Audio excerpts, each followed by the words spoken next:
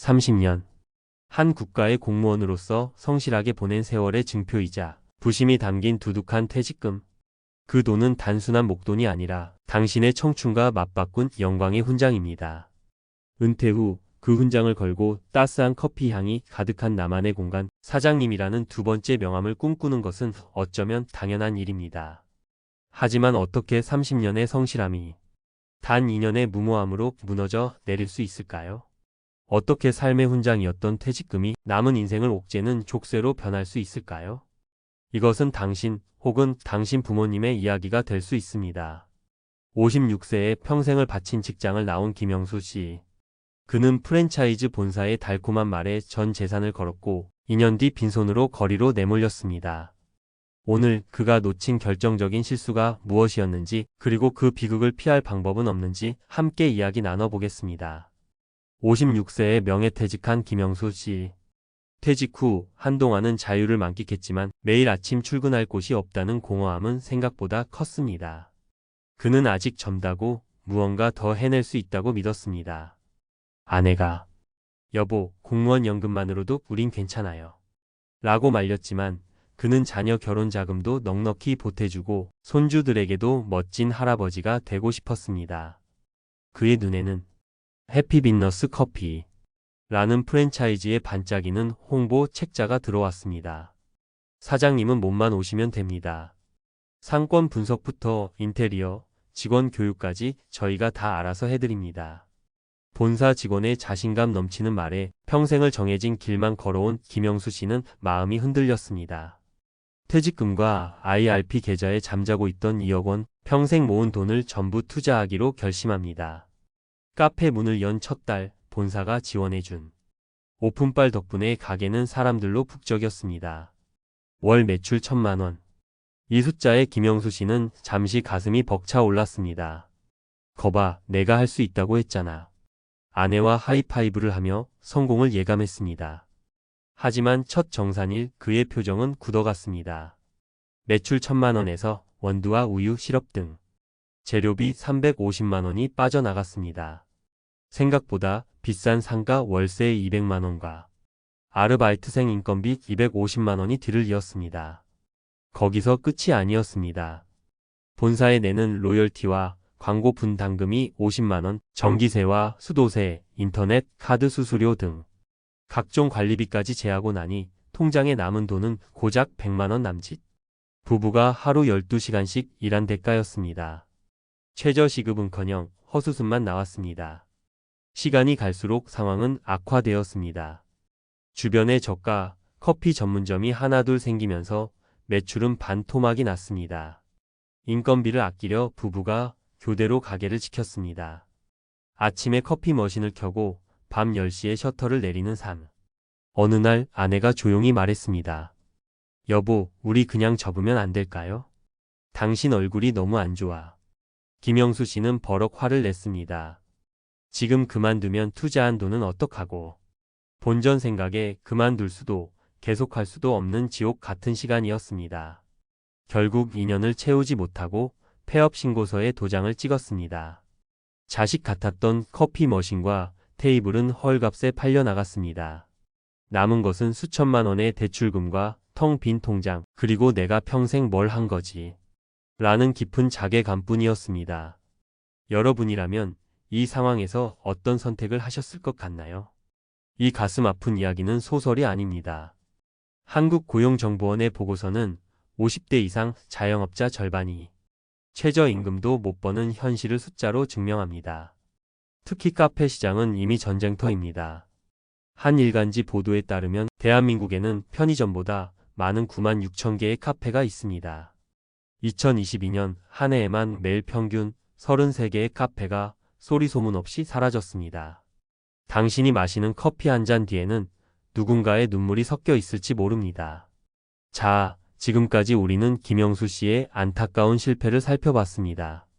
하지만 지금부터가 진짜 중요합니다. 왜 유독 성실했던 공무원들이 이 함정에 더 쉽게 빠지는 걸까요? 그 이유는 역설적이게도 안정성 때문입니다. 수십 년간 정해진 규율과 예측 가능한 시스템이라는 잘 닦인 고속도로만 달리다 아무런 표지판도 없는 비포장 정글에 갑자기 던져진 것과 같습니다. 조직 내에서의 경력과 직급은 시장에서 아무런 힘이 되지 못합니다. 실제로 과거 직업과 전혀 다른 분야에 창업한 고령자의 월 순소득은 144만 원에 그친다는 통계는 이 현실이 얼마나 냉혹한지 보여줍니다. 더 무서운 것은 폐업이 끝이 아니라는 사실입니다. 한국은행 자료는 창업에 실패한 60대가 갈 곳은 안정적인 직장이 아닌 임시직이나 일용직뿐이라고 경고합니다. 평생 책상에 앉아 서류를 보던 손으로 공사장에서 안전모를 쓰거나 식당에서 땀 흘려 접시를 나르는 현실. 창업 실패는 단순히 돈을 잇는 차원을 넘어 남은 삶의 존엄성마저 위협하는 비극의 시작이 될 수 있습니다. 반면 교감으로 퇴직한 이선영 씨는 다른 선택을 했습니다. 그녀 역시 퇴직 후에 소일거리를 고민했지만 창업 설명회의 달콤한 말에 현혹되지 않았습니다. 그녀는 집에서 조용히 컴퓨터를 켜고 공정거래위원회의 정보공개서를 꼼꼼히 읽어봤습니다. 본사가 제시한 예상 매출과 실제 가맹점들의 평균 매출 그리고 신규 개점 수만큼이나 높은 계약 해지 비율을 보고 마음을 접었습니다. 그녀는 창업 대신 퇴직금의 일부를 IRP 계좌에서 안정적인 ETF에 투자하고 노후 현금 흐름을 위해 주택연금 상담을 받았습니다. 화려한 사장님 명함은 없지만 그녀에겐 매달 따박따박 들어오는 연금과 마음의 평온이 있었습니다. 그렇다면 우리는 어떻게 이 비극을 피하고 이선영 씨처럼 현명한 선택을 할 수 있을까요? 창업을 생각하기 전 가장 먼저 할 일은 당신의 통장을 열고 진짜 가계부를 쓰는 것입니다. 퇴직금, 연금 예상액을 적고 가장 중요한 숨겨진 복병들을 계산해야 합니다. 첫째, 건강보험료입니다. 직장 다닐 땐 절반을 회사가 내줬지만 퇴직 후 지역 가입자로 전환되면 100% 당신 몫입니다. 월 연금 200만 원에 5억짜리 집 한 채만 있어도 매달 25만 원이 넘는 돈이 고정적으로 빠져나갑니다. 둘째, 생각지 못했던 병원비입니다. 나이가 들수록 병원 문턱은 낮아집니다. 실비보험이 있다 해도 자기 부담금은 계속 발생합니다. 예상치 못한 질병은 노후 계획 전체를 흔들 수 있습니다. 셋째, 줄이기 어려운 고정생활비입니다. 식비, 각종 공과금, 통신비, 그리고 자녀와 손주들에게 들어가는 경조사비까지.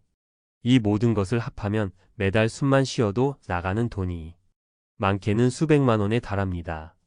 이 냉정한 숫자들을 외면해서는 안 됩니다.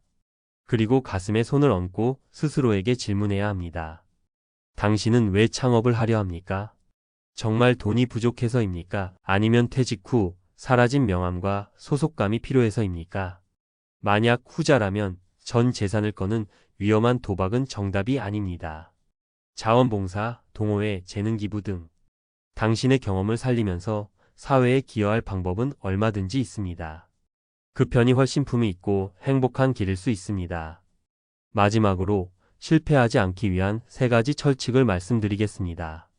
첫째, 퇴직금 통장에 불가침 영역 편말을 붙여라. 퇴직금과 IRP는 사업 자금이 아니라 당신 노후의 마지막 안전핀입니다. 창업은 실패해도 내 삶이 흔들리지 않을 정도의 여유 자금으로만 하는 것입니다. 둘째, 예비사장 행세 대신 진짜 알바생이 되어보라. 카페를 차리고 싶다면 지금 당장 동네 카페에 가서 6개월만 일해보십시오. 화장실 청소, 진상 손님 응대, 재고 관리를 직접 겪고 나면 환상은 깨지고 현실이 보일 겁니다. 그 6개월의 경험이 당신의 수억 원을 지켜줍니다. 셋째, 프랜차이즈의 정보 공개서를 탐정처럼 파고들어라. 본사 직원의 웃음과 악수를 믿지 마십시오. 공정거래위원회 사이트에서 직접 확인해야 합니다. 특히 봐야 할 것은 가맹점 평균 매출액과 신규 개점 대비 계약 해지 종료 비율입니다. 퇴직 후의 인생은 무언가를 더 이뤄내야 하는 경쟁이 아닙니다. 30년간 당신이 땀 흘려 쌓아 올린 소중한 것들을 안전하게 지켜내는 것이 가장 중요하고 위대한 성공입니다. 달콤한 유혹에 당신의 인생 전부를 걸지 마십시오.